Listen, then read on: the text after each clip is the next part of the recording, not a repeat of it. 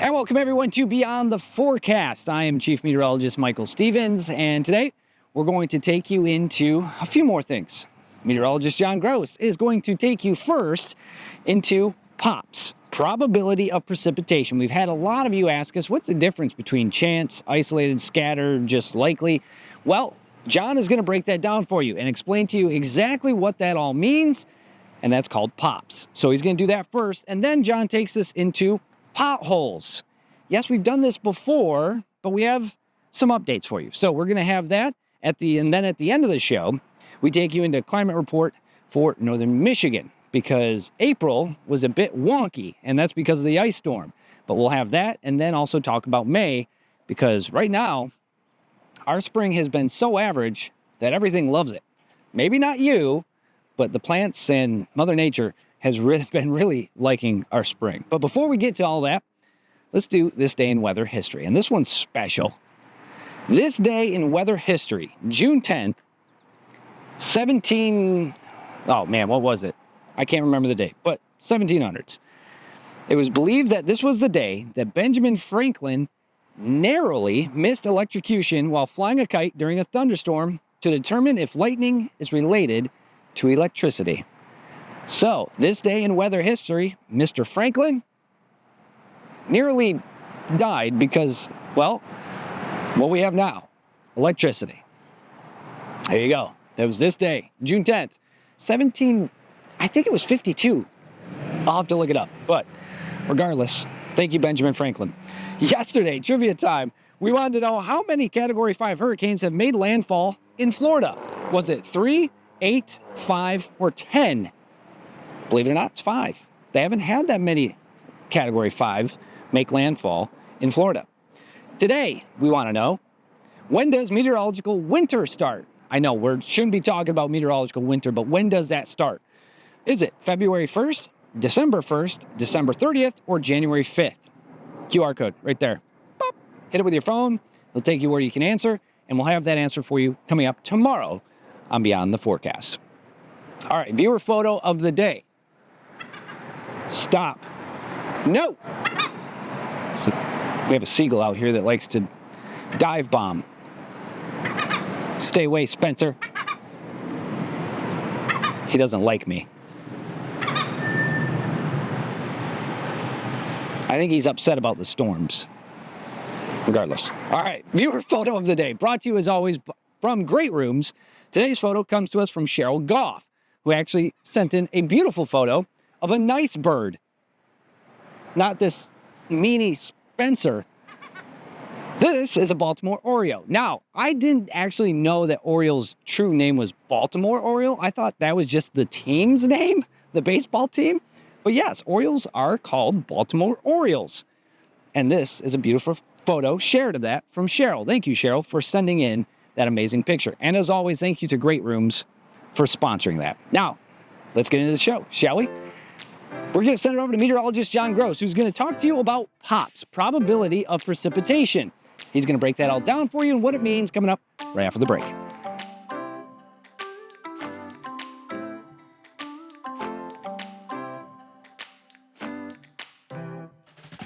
Hey there, everybody. Meteorologist John Gross. Welcome back to Beyond the Forecast. Today, we're going to be talking about a topic that many people, including meteorologists, can sometimes get confused. We're talking about the probability of precipitation. Now, there are some instances where you might think it might mean one thing, but it actually means another. And a few common ones are you're talking about the chance of rain. In this example, we're talking about 40%. So some may think that it's 40% of the area that's going to see rain. Others may say 40% of the day we're going to be seeing rain, and those technically would be incorrect.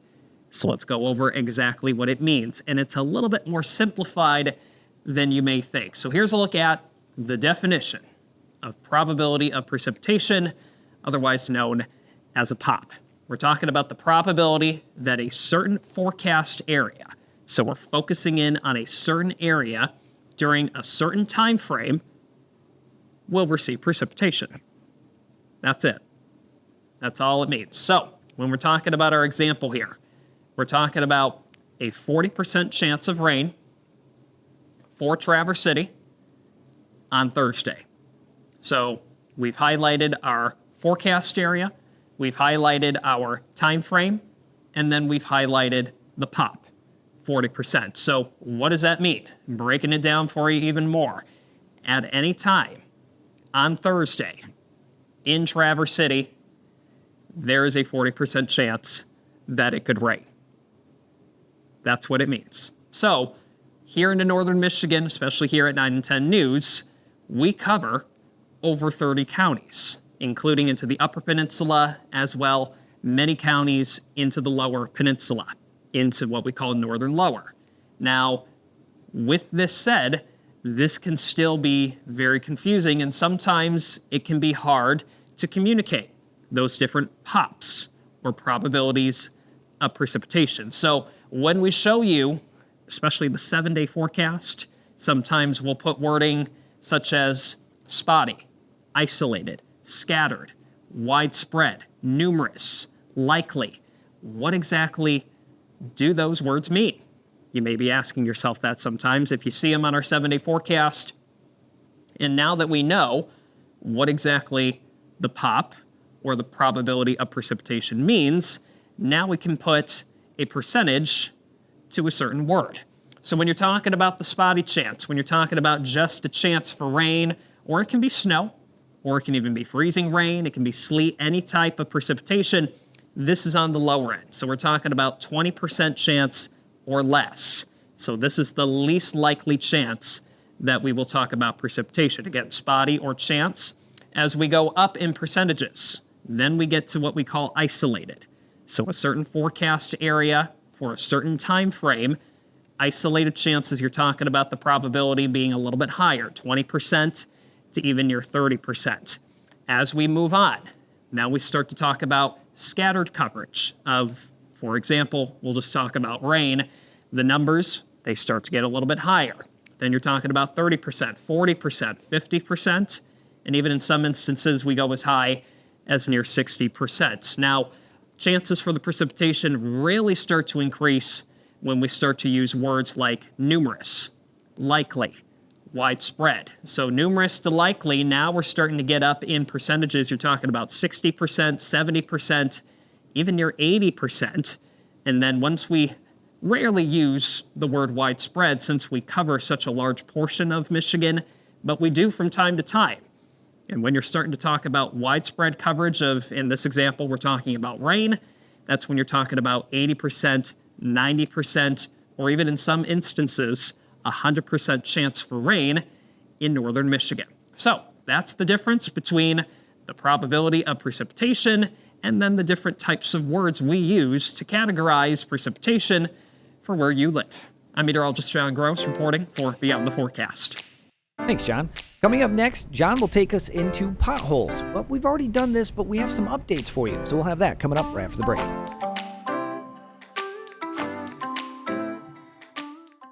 Hey there, everybody. Meteorologist John Gross. Welcome back to Beyond the Forecast. Today, we're going to be talking about a topic that any person in the state of Michigan, especially who has a driver's license and who owns a vehicle, knows all too well. We're talking about potholes. And we seem to never be able to catch up or keep up on filling potholes or keeping them from forming. But why is that?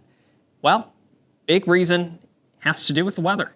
When you're talking about temperatures getting really warm during the afternoon, and then you talk about temperatures overnight getting very, very cold, from when this was recorded, even just last weekend, rounding out Memorial Day weekend, we were talking about frost, but then temperatures during the afternoon getting well above freezing. So when you talk about those big thaw and cycle processes, when you're talking about the temperatures, that's a big contributing factor to why we see potholes form. So let's go ahead and talk about it. Here's a look at our road. So you've got the asphalt right here, and then you've got some rocks below the asphalt, and then you've got the dirt, or at least the bedrock, as you're going farther down into, well, earth. And as we have the road, there it is, cars traveling over it over time. This is just normal wear and tear that we would see on any road, whether it's concrete, whether it's asphalt, whatever it might be. When you have several cars driving over it time and time again during all hours of the day and even throughout the night, your road just, well, slowly weakens over time. So that can start to develop cracks in the road surface. Once we start to get those cracks, that's when we start to see rain. Eventually, it has to rain sometime. And when we're talking about that rain, that's when we start to see that seeping into those cracks. So now you're talking about temperatures at this point, with it being rain, above freezing. So now we've got that water starting to pool under the road surface, below the asphalt, below the concrete.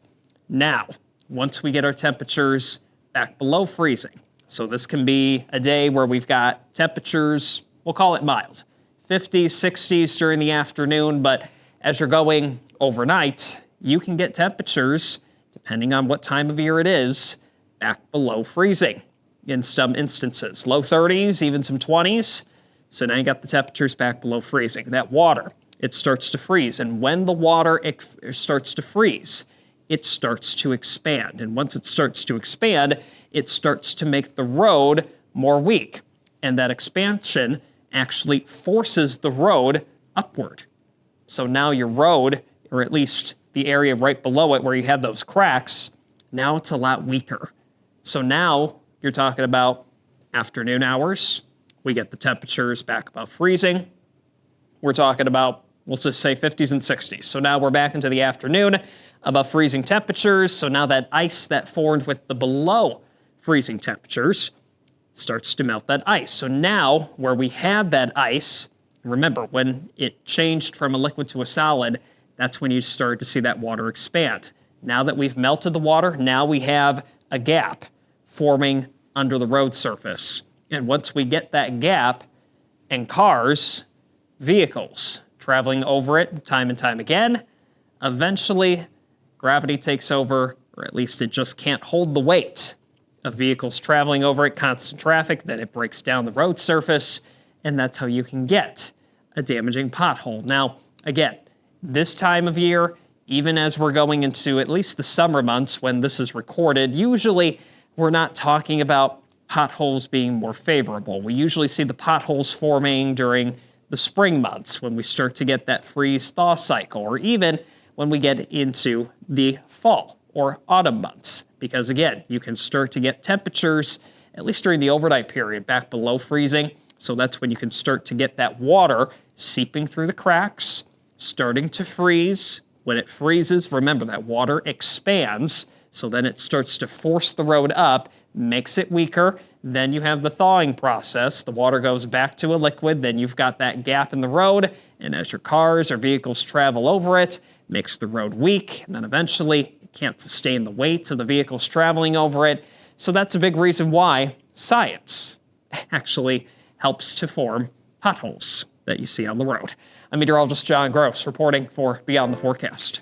Thanks, John. Now, coming up next, I'm going to take you into Northern Michigan's climate reports because the last few months may have seemed rather chilly or rather gray or rather windy, but there's good reason why. Not to mention April was a little wonky with the ice storm. We'll have those details right after the break.